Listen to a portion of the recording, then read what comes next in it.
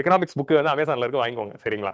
நம்ம வந்து இந்த புக்ல வந்து ப்ரிலிம்ஸ் அண்ட் மெயின் சிலபஸ் வந்து ரெண்டுமே இன்டகிரேட்டடா கவர் ஆன மாதிரி தான் இந்த புக்கை நம்ம டிசைன் பண்ணியிருக்கோம். அண்ட் இதுல வந்து பிவைக்யூ இன்கார்பரேட் பண்ணியிருக்கேன். லாஸ்ட் 15 இயர்ஸோட prelims PYQ and mains PYQ ஓகேங்க. So have a look at this Indian. இது இன்னைக்கு எஃப்ஏக்யூல வந்தது. Which document proves India citizenship? Is there a document which proves citizenship in India? There is no document. அதான் வந்து statement. There is no document in India which conclusively proves citizenship அப்படின்னு ஒரு statement வந்ததுன்னா அது correct. There is no document. எந்த டாக்குமெண்ட்டை வச்சுக்கிட்டு நான் சிட்டிசன் நீங்க கிளைம் பண்ண முடியாது. அப்போ நம்மளாம் சிட்டிசனா அப்படியே நீங்க கிளைம் பண்ணீங்கன்னா நம்மளாம் சிட்டிசன் தான், அதுல எந்த டவுட்டும் இல்லை. So you have to understand article 5 to 9 and citizenship act 1955. So அதோட ப்ரொவிஷன்ஸை புரிஞ்சுக்கிட்டா ஏன் டாக்குமெண்ட் இல்லை அப்படிங்கிறது உங்களுக்கு புரிஞ்சிடும் சரியா.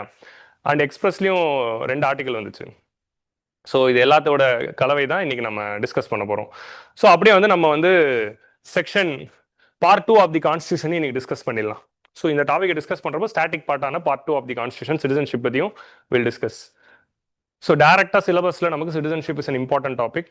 Passport, the Indian passport is not a document of citizenship. யார் சொல்லியிருக்காங்கன்னா சீனியர் மினிஸ்ட்ரி அஃபீஷியல் வந்து சொல்லியிருக்காரு. இது என்னதுன்னா எஸ்ஐஆர் ப்ராசஸ்னால வந்த கொஸ்டின். என்ன இது, எப்போ இந்த இஷ்யூ வருதுன்னா, ஆல்ரெடி எஸ்ஐஆர் நம்ம பார்த்தோம், பீகாரில் இம்ப்ளிமெண்ட் பண்ணாங்க. Then they went to they implemented in Tamil Nadu, Kerala, இங்கெல்லாம் இம்ப்ளிமெண்ட் ஆச்சு. இப்போ 16 ஸ்டேட்ஸில் இம்ப்ளிமெண்ட் பண்ண போகிறாங்க. ஸோ ஒரு ஸ்டேட்லேயே அது பண்ணிட்டு வந்து நம்மளோட எலக்ட்ரல் ரோலை அப்டேட் பண்ணுறாங்க. ஸோ அப்போ எஸ்ஐஆர் என்னது, எலக்ட்ரல் ரோல் அப்டேஷன் ப்ராசஸ். அதில் ரைட் டு ஓட்டு, உங்களுக்கு ஓட்டு உரிமை இருக்கா இல்லையா அப்படிங்கிறது எலக்ட்ரல் ரோலில் உங்கள் பேர் இருந்தால் ஓட்டு உரிமை இருக்கு, இல்லைனா இல்லை. யாரோட பேர் எலக்ட்ரல் ரோலில் இருக்கலாம்?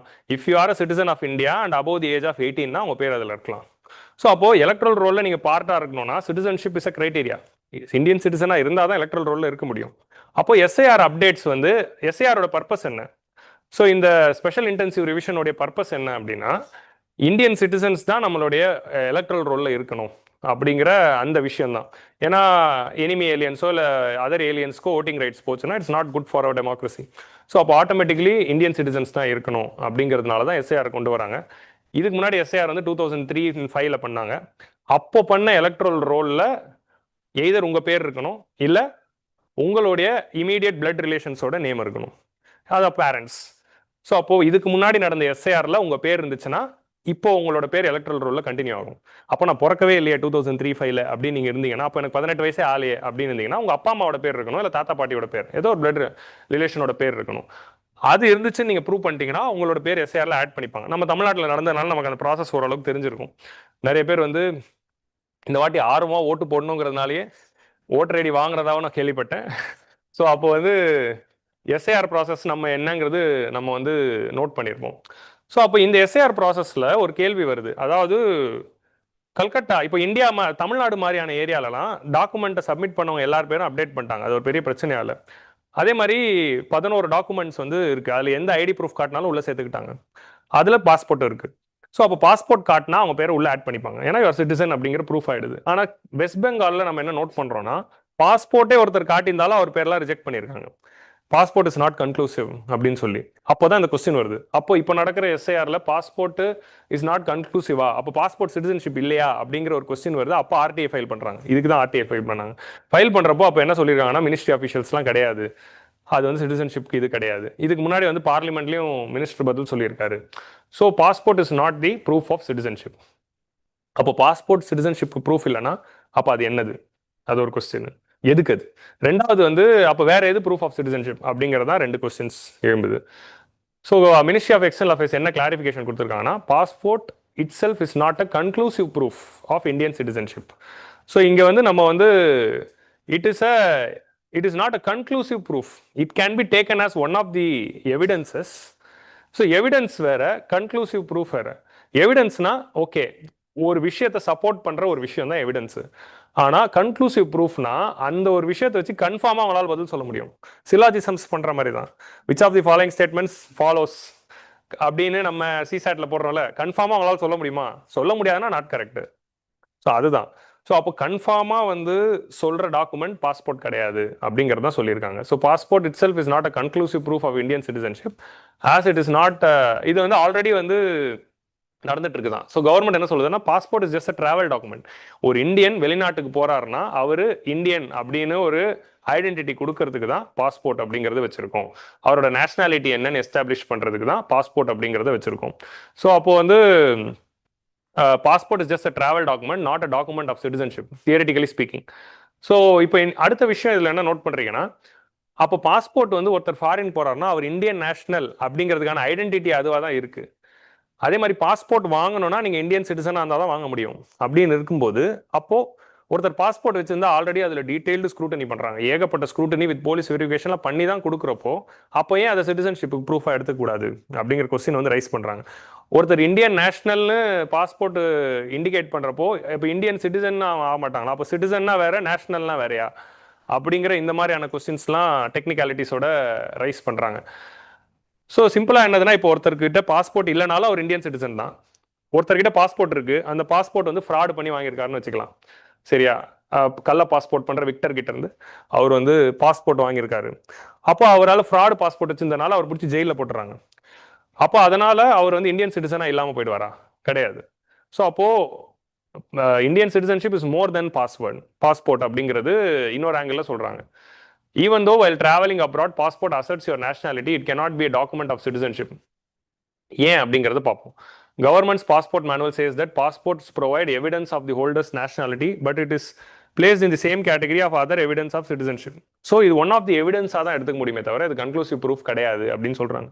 In other words, passport is a strong evidence that its holder is Indian citizen. However, it is not treated as a conclusive proof of citizenship. So ஒருத்தரோட சிட்டிசன்ஷிப் டவுட்ல இருக்கிறப்போ பாஸ்போர்ட்டை தாண்டி அதர் டாக்குமெண்ட்ரி எவிடன்ஸும் நம்ம வந்து கேட்கலாம்.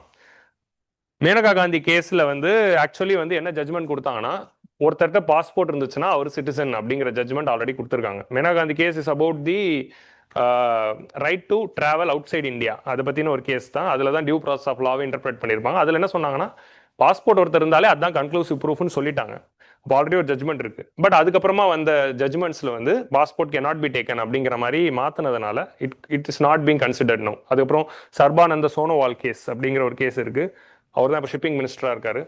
சர்பானந்த சோனோவால் கேஸ்ல என்ன ஆச்சுன்னா, it is cannot be taken as the conclusive proof அப்படின்னு இன்னொரு ஜட்மெண்ட் வந்துருச்சு.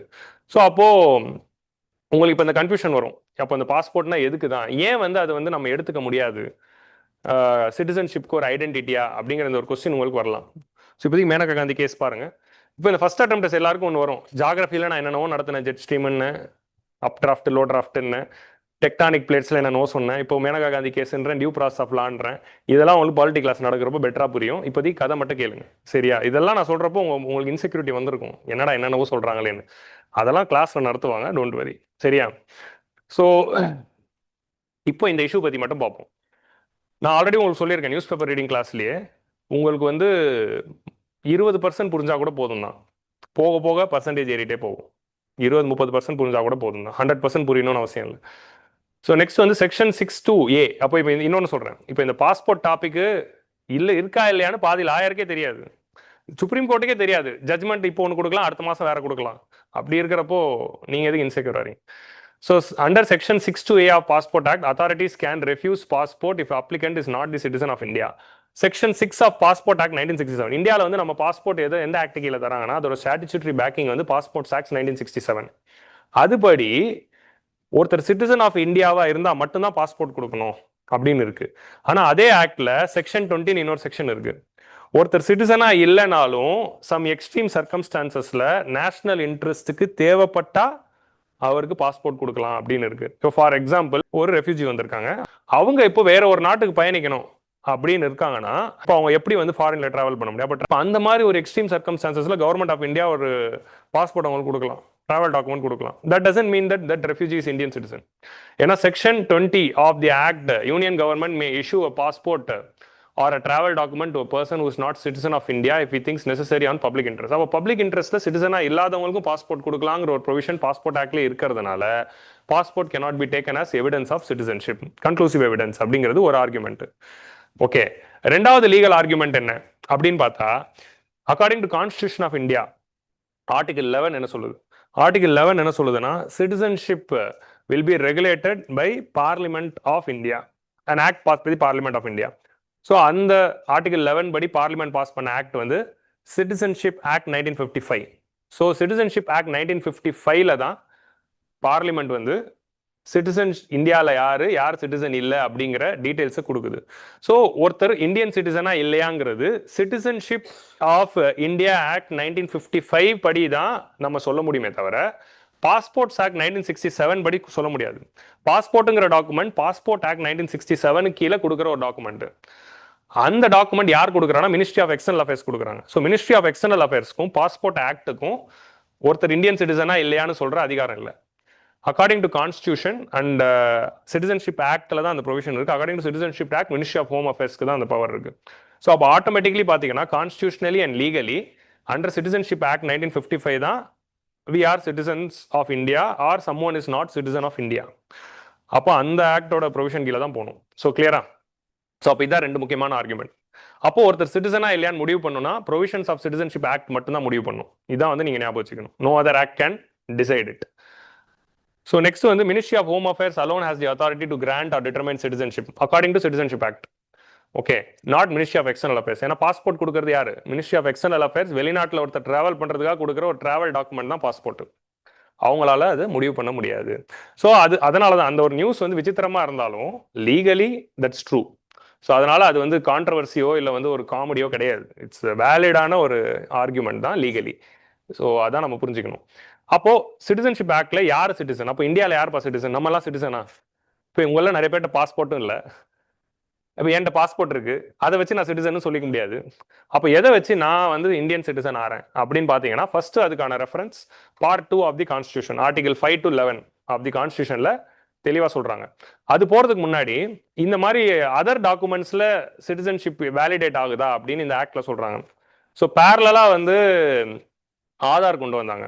ஆதார்னு ஒரு ஐடென்டிட்டி கார்டு கொண்டு வந்தா கேன் ஆதார் பி யூஸ் சிட்டிசன்ஷிப்னா அது ஆதார்ல எழுதியிருக்கு சிட்டிசன்ஷிப் யூஸ் பண்ணக்கூடாது அப்படின்னு. சரியா? அப்போ அது வந்து ஒரு ஜஸ்ட் ஒரு ரேஷன். அந்த ஆதார் எது கொண்டு வராங்கன்னா it's an one stop digital identification proof. இந்தியாவில் நம்ம ஏகப்பட்ட ஐடி ப்ரூஃப் வச்சிருக்கோம். டிரைவிங் லைசன்ஸ், இது எலக்ட்ரல் ரோல், பேன் கார்டு, இந்த மாதிரி இவ்வளோ இருக்கு. ஸோ அட்ரஸ் ப்ரூஃப், ஐடி ப்ரூஃப்னு பல விஷயங்கள் வச்சுட்டு இருக்கிறப்போ காமனாக எல்லாத்தையுமே லிங்க் பண்ணுற மாதிரி ஒன்று இருந்தால் நல்லா இருக்குமே, யூனிக் ஐடென்டிட்டியா அப்படின்னு. ஏன்னா இப்போ பேன் கார்டில் ஒரு பேர் இருக்கு, லைசன்ஸ்ல ஒரு பேர் இருக்கு, ரேஷன் கார்டில் ஒரு பேர் இருக்கு. இப்படிலாம் இருக்கிறப்போ எது உங்களோட பேர் அப்படின்னு இருக்கிறப்போ அப்போ காமன் ஐடென்டிட்டி இந்தியாவில் ஒருத்தருக்கு எல்லாருக்கும் கொண்டு வரணும். அதை வச்சுதான் கவர்மெண்ட் வந்து ஒரு இண்டிவிஜுவலை ரெகக்னைஸ் பண்ண போகுது. அது மூலமா தான் கவர்மெண்ட் அவங்களுக்கு பெனிஃபிட்ஸ் கொடுக்க போகுது. So to recognise an individual and to provide any government benefits government கொண்டு வந்த ஒரு காமன் ஐடென்டிட்டி ப்ரூஃப் தான் Aadhaar. Unique identification authority of India கீழே அதை கொண்டு வராங்க.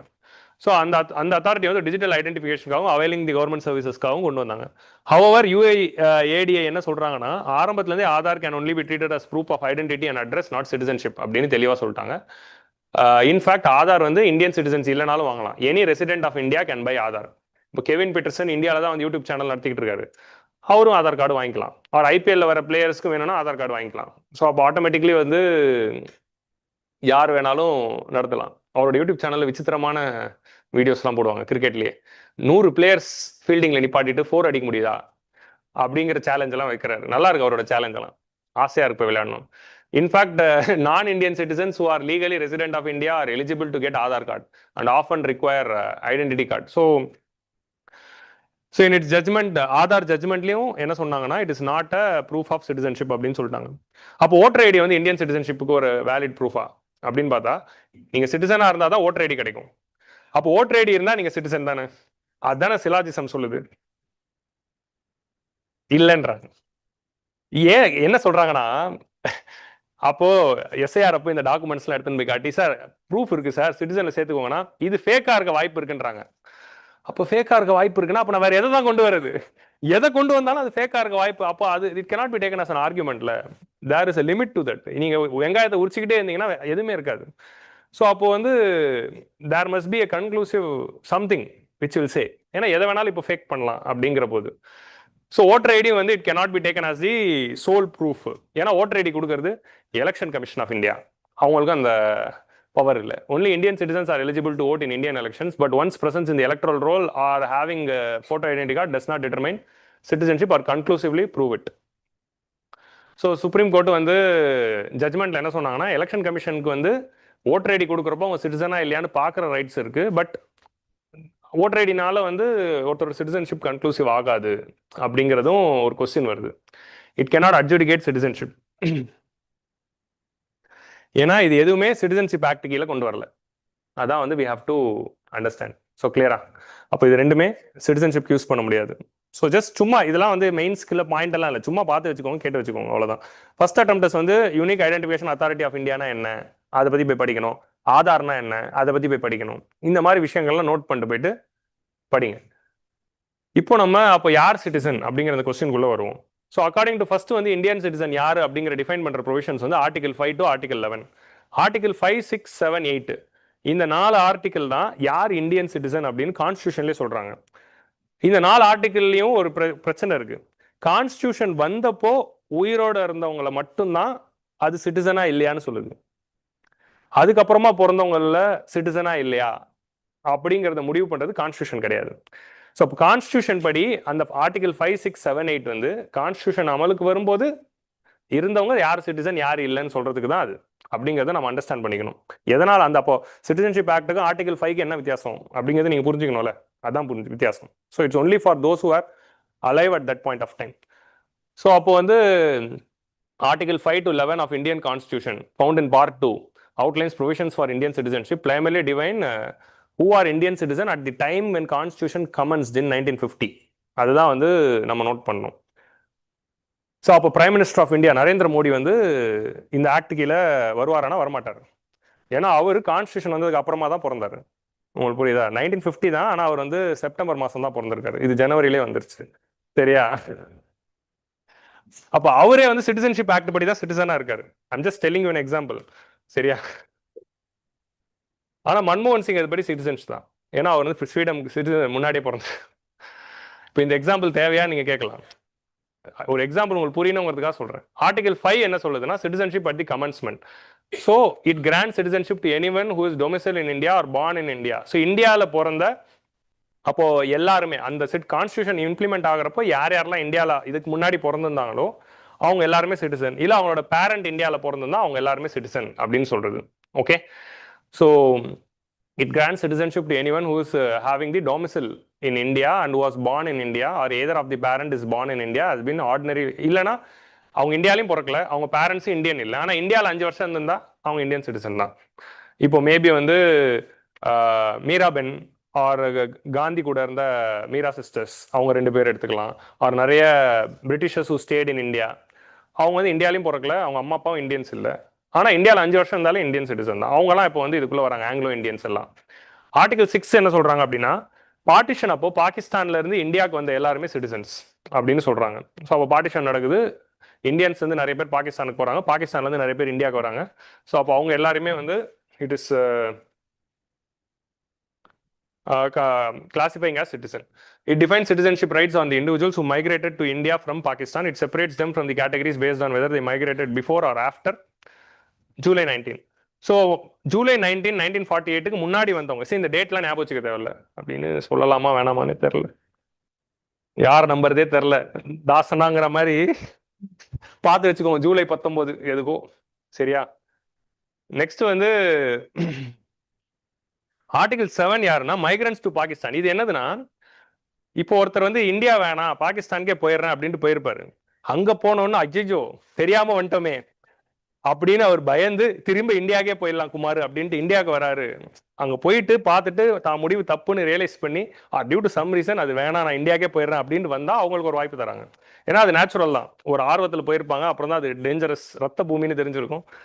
இல்ல அப்போ இந்தியாவும் ரத்த பூமியா தான் இருந்தது. Partition was destroying both the sides. But சொல்றேன், so migrants to Pakistan states anyone who migrated to Pakistan from India after March 1, 1947 would lose their Indian citizenship. அவங்க வந்து March 1க்கு அப்புறமா பாகிஸ்தானுக்கு போயிருந்தா அவங்க இந்தியன் சிட்டிசன் கிடையாது. ஆனால் due to some reason if they came back with valid permit அவங்கள வந்து சிட்டிசன்ஸாக எடுத்துக்கலாம் அப்படின்னு சொல்றாங்க.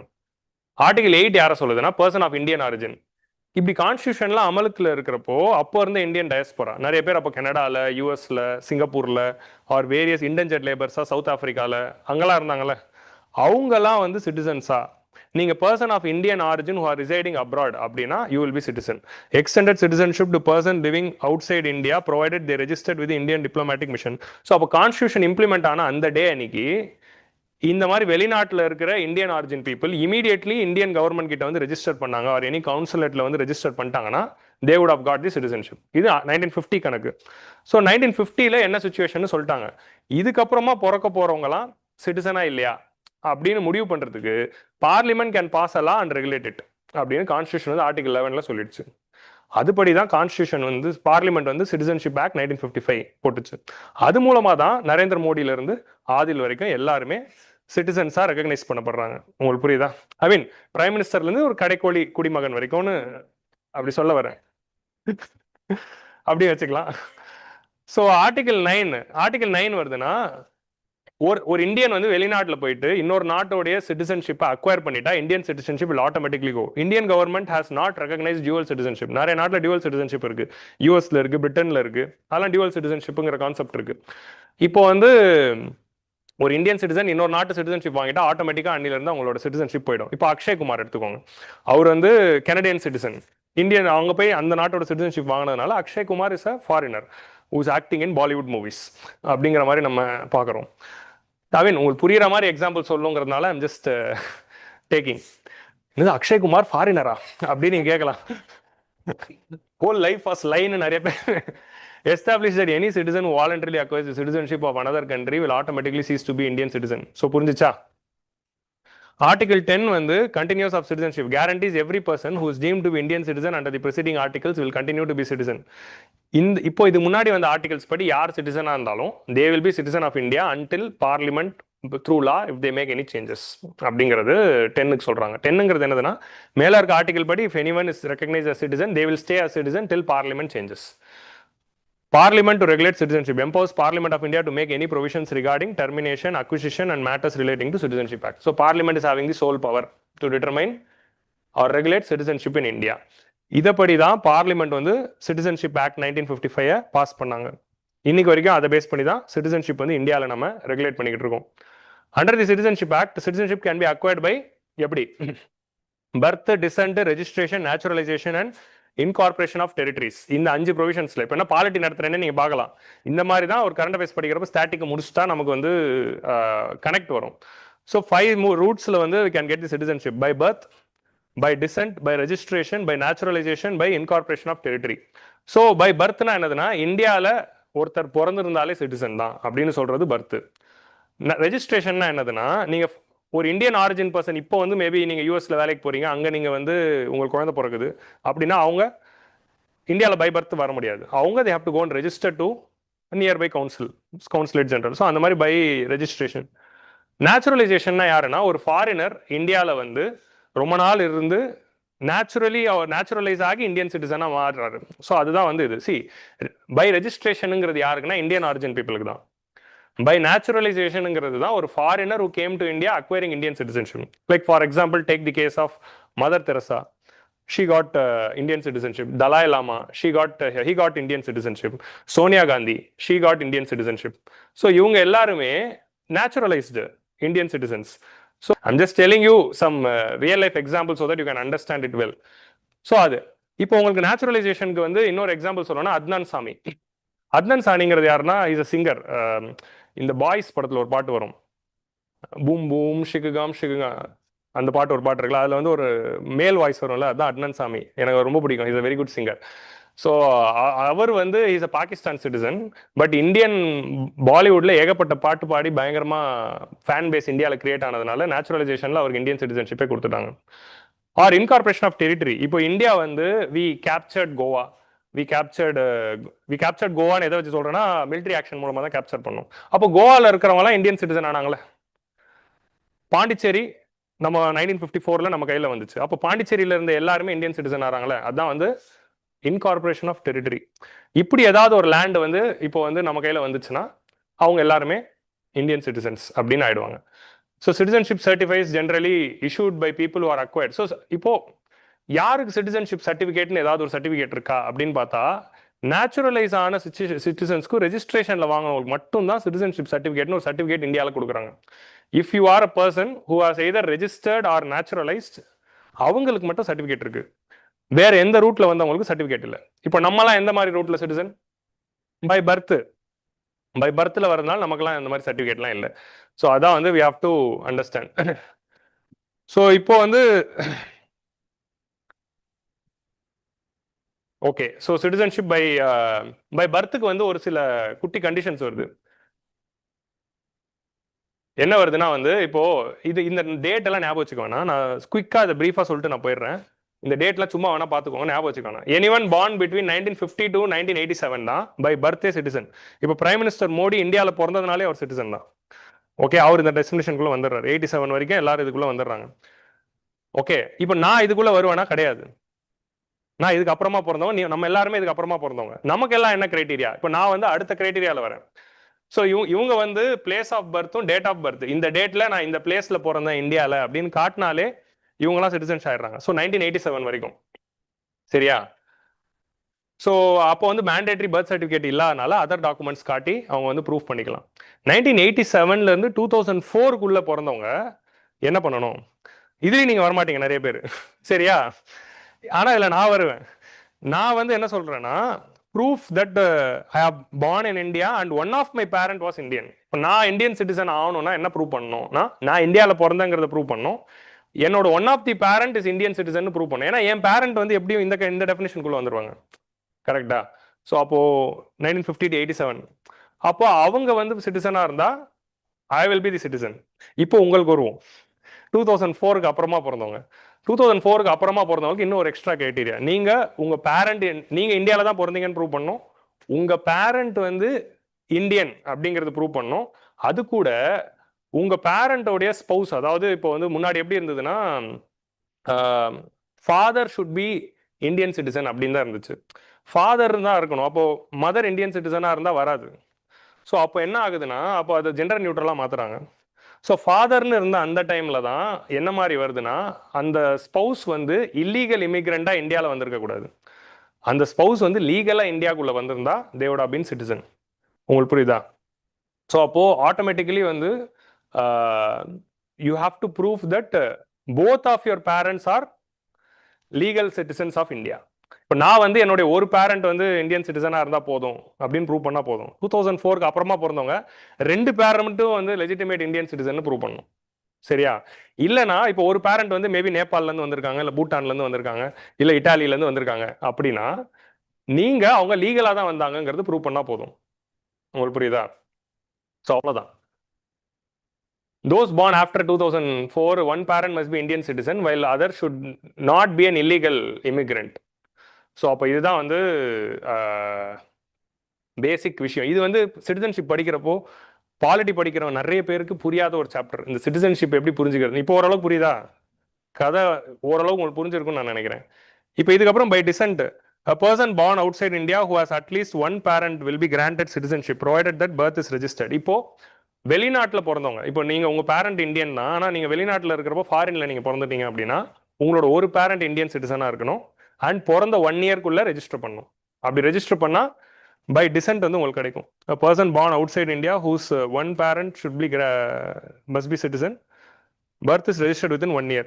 By registration யாருன்னா this is only Indian citizen. By naturalization a certificate granted to a person who isn't an illegal immigrant who has stayed in India 12 months continuous இருக்கணும். ஒருத்தர் வந்து naturalise ஆகணும்னா இந்தியாவில் 12 மாதம் கண்டினியூஸா இந்தியாவில் ஸ்டே பண்ணியிருக்கணும். அதுக்கு முன்னாடி வந்து ப்ரிசீடிங் 14 இயர்ஸ்ல 11 இயர்ஸ் இந்தியாவில் இருக்கணும். அப்போ அந்த 11 தான் அமெண்ட் பண்ணி 7ன்னு மாற்றினாங்க. இதில் இன்னும் அப்டேட் பண்ணல இந்த டயக்ராமில், பட் அது 7ன்னு மாற்றிட்டாங்க. ஓகே, இப்போ ஒரு சில பர்சன்ஸ்க்கு வந்து 11 இயர்ஸ் கண்டினியூஸா இந்தியாவில் தங்கலைனாலும் அவங்களுக்கு கொடுக்கலாம். இன் எக்ஸப்ஷனல் கேசஸ் கவர்மெண்ட் கொடுக்கலாம். அப்படி கொடுத்தது தான் தலாய் லாமா, மதர் தெரசா, அத்னன் சாமி இவங்களுக்குலாம் வந்து கொடுத்துருக்காங்க. அவர் குரல் சூப்பரா இருக்கும். காதல் நுழைந்தால் காயலாங்கடையும் கோலாறு. போய் பாட்டு கேளுங்க எல்லாரும். National register of the citizen an effort to create the doc. So அடுத்து வந்து என்ஆர்சி. இப்போ இது ஃபைனலாக வந்து almost we have come to the end of the topic. Finally வந்து என்ஆர்சிங்கிறதோட இது எப்படி லிங்க் ஆகுது அப்படிங்கிறத புரிஞ்சுக்கணும். What is NRC? National register of citizen. So India does not prescribe one universal citizenship document அப்படி ஒன்று இல்லை. an effort to create one such thing is NRC. National register of citizen வந்து இதுக்கு முன்னாடி எப்போ அப்டேட் பண்ணுறோம்னா 1951 சென்சஸில் இதை நம்ம வந்து அப்டேட் பண்ணுறோம். 1951 சென்சஸ் நடந்தப்போ அப்போ கான்ஸ்டியூஷன் வந்த புதுசில் அதோட ரூல்ஸ் படி அன்னைக்கு யார் யார் சிட்டிசன்ஸாக இருந்தாங்க அப்படிங்கிற ரெஜிஸ்டர் தான் என்ஆர்சி. ஸோ அப்போ 1951 இந்தியாவில் ஆர்டிகல் 5, 6, 7, 8 சிட்டிசன்ஷிப் வாங்கினவங்களுடைய பேர் who are enrolled in the census அவங்களோட லிஸ்ட் வந்து என்ஆர்சியில் இருக்கு இப்போ டெல்லியில். ஸோ அதான் வந்து என்ஆர்சி. அந்த என்ஆர்சி அப்போ நம்ம ஃபிக்ஸ் பண்ணிட்டோம். அதுக்கப்புறமா வந்து அதை அப்டேட்டே பண்ணல. அதுக்கப்புறமா பிறந்தவங்களாம் அவர் எங்கள் தாத்தா தான், அவர் எங்கள் அப்பா தான் அப்படின்னு காட்டி சிட்டிசன்ஷிப் வாங்கிக்கலாம். உங்களுக்கு புரியுதா? அதுக்கப்புறம் அதை நம்ம அப்டேட்டே பண்ணல. இன்னைக்கு வந்து இந்த என்ஆர்சியை அப்டேட் பண்ணணும் அப்படிங்கிற ஒரு கோரிக்கை வந்து வந்துட்டு இருக்கு. Because of a lot of influx of illegal immigrants coming from Bangladesh. So பங்களாதேஷ்லேருந்து இல்லீகல் இமிகிரண்ட்ஸோட infiltration is high. That is a true fact தான். வெஸ்ட் பெங்காலாக இருக்கட்டும், அசாமாக இருக்கட்டும், திரிபுராவில் இருக்கட்டும், ஃபுல்லாத்துலேயும் வந்து ஏகப்பட்ட இல்லீகல் இமிகிரண்ட்ஸ் வராங்க. எதுக்காக? வேலை தேடி வராங்க. பங்களாதேஷில் போதுமான வேலை வாய்ப்புகளும் லைவ்லிஹுட்டும் இல்லாததுனால அங்கே வந்து பாவர்ட்டி அதிகமாக இருக்கிறதுனால இந்தியா பக்கம் வந்து வேலை கிடைக்கும்ட்டு பார்டர் கிராஸ் பண்ணி வந்துடுறாங்க. இப்போ இந்த மாதிரி வந்து நிறைய பேர் இந்தியாவில் வரும்போது இந்தியாவுக்குள்ளே யார் வேணாலும் வரலாம், ஆனால் லீகலாக தான் வரணும். That is the stands which you have to take as UPSC aspirant. இந்தியாவுக்குள்ளே யார் வேணாலும் வரலாம், ஆனால் லீகலாக வரணும் பை ப்ராப்பர் சேனல். ஸோ இல்லீகலாக யாரும் வரக்கூடாது அப்படிங்கிறது தான் வந்து we have to understand any time. So இந்த மாதிரி இல்லீகல் இமிகிரண்ட்ஸ் மாஸ் நம்பர்ஸில் வரும்போது it changes the demographic characteristics. If they acquire some voter ஐடினா they will alter the voting patterns. இந்த மாதிரியான கன்சர்ன்ஸ்லாம் இருக்கிறதுனால இந்த என்ஆர்சி அப்டேட் பண்ணணும் அப்படிங்கிற ஒரு கோரிக்கை வந்து இப்போ வைக்கிறாங்க. 1951 அப்புறமா என்ஆர்சி அப்டேட் வந்து ஒரே ஒரு ஸ்டேட்டில் தான் நடந்தது. அது எங்கே நடந்ததுன்னா அசாமில் மட்டும் நடந்துச்சு. அசாமில் ஏன் நடந்ததுன்னா 1971 வார் அப்போ பங்களாதேஷ்லேருந்து ஏகப்பட்ட வார்னால பாதிக்கப்பட்ட refugees they came to India. அதில் நிறைய பேர் வந்து வெஸ்ட் பெங்காலையும் அசாம்லையும் வந்து தங்கிட்டாங்க. அதுக்கப்புறம் என்ன ஆச்சுன்னா வார் முடிஞ்சு நார்மல்சி ஆன பிறகு அவங்க போகலை. அப்போ அசாமில் வந்து ஒரு மூவ்மெண்ட் ஆரம்பிக்குது. இந்த மாதிரி பங்களாதேஷ்லேருந்து வந்தவங்கள திரும்ப அனுப்புங்க அப்படின்னு சொல்லி அசாம் ஸ்டூடெண்ட்ஸ் யூனியன் வந்து ஒரு பெரிய இஷ்யூ கிரியேட் பண்ணோன்னே 1986 ராஜீவ் காந்தி வந்து அசாம் அக்கார்ட் சைன் பண்ணுறாரு. அந்த அசாம் அக்கார்டில் என்ன சொல்கிறாங்கன்னா என்ஆர்சி வில் பி அப்டேட்டட் இன் அசாம். அசாமில் திரும்ப இந்த என்ஆர்சியை அன்னைக்கு இருக்கிற சிட்டிசன்ஸ் யார் யாருன்னு அப்டேட் பண்ணி இல்லீகல் இமிகிரண்ட்ஸை கண்டுபிடிச்சி வெளியே அனுப்புவோம் அப்படின்னு ராஜீவ் காந்தியும் பிரைம் மினிஸ்டர் ஆஃப் இந்தியாவும் அசாம் ஸ்டூடெண்ட்ஸ் யூனியனும் சைன் பண்ணுறாங்க. அதான் அசாம் அக்கார்டு. அதைப்படி அதை அப்டேட் பண்ணணும்னு இருந்தது. பட் அதுக்கப்புறமா ஒரு 25 வருஷம் ஆகி அதை பண்ணல. அதை 2019 தான் அந்த என்ஆர்சி வந்து அசாமில் வந்து இம்ப்ளிமெண்ட் பண்ணாங்க. அதில் 19 லட்சம் இல்லீகல் பங்களாதேஷிஸ் லிவிங் இன் இந்தியா அப்படிங்கிறத கண்டுபிடிச்சிருக்காங்க. இப்போ கண்டுபிடிச்சிட்டு என்ன பண்ணுறது? திரும்ப அனுப்பணுமா? திரும்ப அனுப்புனா அவங்களாம் பங்களாதேஷியே கிடையாதுன்னு பங்களாதேஷ் சொல்லுது. நாங்கள் அவங்களாம் பங்களாதேஷ் கிடையாது, என்ன பண்ணி ரேண்டமாக ஒரு 19 லட்சத்தை வந்து திரும்ப அமிச்சா நாங்கள் ஏற்றுக்கணுமா அப்படின்றாங்க. அப்போ என்ன பண்ணுறது அவங்கள? ஸோ அப்போ அதுதான் ஒரு ஸ்டேல்மேட்டாக போய் அது முடிஞ்சுக்கிட்டு இருக்கு. அதில் பங்களாதேஷிலேருந்து வந்த ஹிந்துஸும் இருக்காங்க, பங்களாதேஷிலேருந்து வந்த முஸ்லீம்ஸும் இருக்காங்க. இஃப் அந்த 19 லட்சத்தில் அந்த ஹிந்துஸ் முஸ்லீம்ஸ் 2 பேர் இருக்கிறப்போ 2019 சிட்டிசன்ஷிப் அமெண்ட்மெண்ட் ஆக்ட் இங்கே தான் வந்து இம்பார்ட்டன்ஸ் பெறுது. 2019 வந்த சிட்டிசன்ஷிப் அமெண்ட்மெண்ட் ஆக்ட் என்ன சொல்லுதுன்னா ஆப்கானிஸ்தான், பாகிஸ்தான் அண்ட் பங்களாதேஷ் இந்த 3 நாட்டிலிருந்து வந்த ஹிந்துஸு, கிறிஸ்டியன்ஸு, சீக்ஸு, புத்திஸ்ட்டு, ஜெயின்ஸு, பார்சிஸ் இந்த ரிலீஜனை சேர்ந்தவங்களுக்கு சிட்டிசன்ஷிப் கொடுத்துருவோம் அப்படிங்கிற மாதிரி சொல்கிறாங்க. ஏன்னா பார்ட்டிஷனோட எக்ஸ்டென்ஷன் அப்படின்னு. ஸோ அப்போ ஆட்டோமேட்டிக்காக என்ன ஆகும்னா இந்த 19 லட்சம் பேரில் இருக்கிற பங்களாதேஷி ஹிந்துஸ்க்கு சிட்டிசன்ஷிப் கிடச்சிரும். ஸோ அந்த பங்களாதேஷி முஸ்லீம்ஸ்க்கு மட்டும் இப்போ சிட்டிசன்ஷிப் இல்லாமல் இருக்குது. அதனால தான் 2019 வந்து ஆக்டை அப்பீல் பண்ணாங்க. ஆர்டிகல் 14 படி 2 பேருமே பங்களாதேஷ்லேருந்து வந்த இல்லீகல் இமிகிரண்ட்ஸ் தான். அவங்க பார்ட்டிஷன் அப்போ வரல, 1971 வார் அப்போ வந்தவங்க. அப்போ பார்ட்டிஷனோட லாஜிக் இங்கே அப்ளிகபிள் இல்லை. 1971 வார் அப்போ வந்த 2 பேரை ரிலீஜியன் பேசிஸில் ஒரு குரூப் ஆஃப் பீப்புளுக்கு சிட்டிசன்ஷிப் தருவோம், ஒரு குரூப் ஆஃப் பீப்புளுக்கு தரமாட்டோம்னு சொன்னது ஆர்டிகல் 14, 15 படி கரெக்டா அப்படிங்கிற அந்த கொஸ்டின் வந்து 2019 வந்து சிட்டிசன்ஷிப் அமெண்ட்மெண்ட் ஆக்ட் எழுப்பிச்சு. அதனால தான் சிஏஏ ப்ரொடெஸ்ட்னு ஒன்று நடந்துச்சு. உங்களுக்குலாம் தெரிஞ்சிருக்காது. அதனால தான் I'm trying to explain all the stories. So எடிட்டோரியலில் இது 3வது வாட்டி நான் சொல்கிறேன். ஆனால் அதெல்லாம் வந்து அப்போது நடத்துனது 2021 சிஏஏ ப்ரொட்டஸ்ட்லாம் நடக்கிறப்போ எடிட்டோரியலில் நடத்தியிருக்கேன் சிஏஏ எல்லாம். அதுக்கப்புறம் இப்போ திரும்ப சிட்டிசன்ஷிப் வரதுனால இந்த கதையெல்லாம் சொல்கிறேன். ஸோ புரிஞ்சிச்சா? இதுதான் ஹோல் பேக் ஸ்டோரி. இந்த மாதிரி பல பேக் ஸ்டோரிஸ் எடிட்டோரியல் ஒளிஞ்சிருக்கு. ஃப்ரெஷர்ஸ் வேணும்னா போய் டிக் பண்ணி பார்த்துக்கோங்க. ஓகே, ஸோ கிளியரா இந்த ஹோல் கதை. இப்போ இந்த என்ஆர்சியை இந்தியா ஃபுல்லாக அப்டேட் பண்ணணும் அப்படிங்கிறது தான் கரண்ட் கவர்மெண்டோட கோல். ஏன்னா இன்னைக்கு இந்தியா ஃபுல்லாக ஒரு அப்டேட் பண்ணி இவங்க தான் சிட்டிசன் 150 கோடி பேர் யார் அப்படின்னு கண்டுபிடிச்சி வச்சுக்கலாம். அப்படின்னு சொல்லி பண்றாங்க. ஆனா என்ஆர்சி பண்ணா இந்த மாதிரி திரும்ப பிரச்சனை வரும். ஒருத்தர் இல்லைன்னு கண்டுபிடிச்சா அவங்களை எங்க அனுப்புறது? அதனால அது ஏன் காம்ப்ளிகேட் பண்ணிக்கிட்டு அப்படின்னு சொல்லணும்னா அதுல நிறைய பேர் கேஸ் போட்டு தடைகள்லாம் வந்துட்டதுனால கவர்மெண்ட் என்ன பண்றாங்க, என்ஆர்சி பண்ண முடியலையே அப்படிங்கிற ஒரு ஆல்டர்னேட்டிவ் ஐடியாவா சரி அப்போ எஸ்ஐஆர்னு ஒன்று பண்ணிடுவோம், அட்லீஸ்ட் ஓட்டர் ஐடியாவது ப்ரியோரிஃபை பண்ணிடலாம் அப்படின்னு சொல்லி எஸ்ஐஆர் ரூட்ல அது இன்டைரக்ட்லி என்ஆர்சி தான் நடந்துகிட்டு இருக்கு. பட் எனிவே என்ஆர்சி பண்றதும் தப்பு கிடையாது. எஸ், இப்போ இப்படி வருவோமே, நம்ம யூபிஎஸ்சி பாயிண்ட் ஆஃப் வியூ வருவோம். என்ஆர்சி அப்டேட் பண்றது கரெக்டா தப்பா அப்படின்னா கரெக்ட் தான். எஸ்ஐஆர் அப்டேட் பண்றது கரெக்டா தப்பானா 100% கரெக்ட் தான். ரெண்டுமே கரெக்ட் தான். ஒரு நேஷன் தன்னோட சிட்டிசன்ஸ் யாருன்னு ஐடென்டிஃபை பண்ணிக்கலாம், ஒரு நேஷன் வந்து யார் ஓட்டு போடலாங்கிறத ஐடென்டிஃபை பண்ணிக்கலாம். ஆனா அது டியூ ப்ராசஸ் ஆஃப் லா படி எந்த டிஸ்கிரிமினேஷனும் இல்லாம, ஹேட்ரட் அண்ட் பயாஸ் இல்லாம, without fear or favour, affection of ill will அப்படின்னு எதுவுமே இல்லாம அது வந்து இம்ப்ளிமெண்ட் பண்ணா anything is fair. So NRC and SIR can be updated without any procedural irregularities. அதான் வந்து நம்ம ஃபைனலா எடுக்கிற ஸ்டாண்டு. ஓகே, ஸோ இப்போ அடுத்த டாபிக் போலாமா? இதான் சிட்டிசன்ஷிப் டாபிக். பாலிட்டியோட ஒரு சாப்டரை முடிச்சாச்சு. சரியா? இப்போ உங்களுக்கு பாலிட்டி நடத்துறப்போ ஈஸியா புரிஞ்சிடும். ஓகே, பாலிட்டியில் ஒரு சாப்டர் இது. இதுல இன்னொரு இருக்கு. இன்னொரு என்ன வரும்னா பிஐஓனா என்ன, ஓசிஐனா என்ன, அந்த கதையெல்லாம் வரும். அதுக்குள்ளெல்லாம் இப்போ நான் போக விரும்பல. சரியா? OCI people are not considered to be Indian citizens. சரியா? They are given certain privileges but they are not Indian citizens. So அதெல்லாம் நீங்கள் பாலிட்டி கிளாஸஸில் பார்த்துக்கோங்க. இப்போ நம்ம அடுத்த டாபிக் போகலாம். That is